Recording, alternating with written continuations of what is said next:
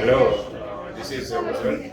So, I completed my mechanical engineering subject college. I am a non-IT background student. I joined Qspiders. I joined Qspiders in the month of July, and for the first I completed with SQL. I'm a student of Sushil sir. He was a very good trainer, and the way he used to convey the concepts was excellent.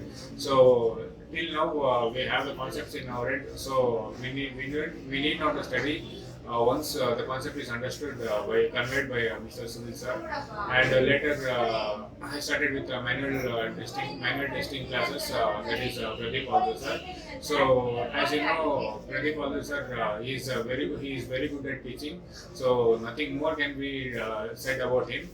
And right now I'm going with core Java with who is a trainer. A trainer is Shankar sir.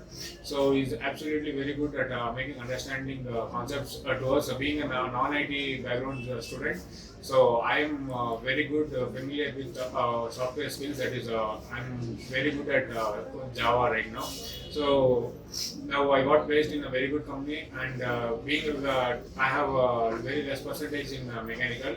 So even though I have a very less percentage, I got a good package. So this is all about my journey in Qspiders.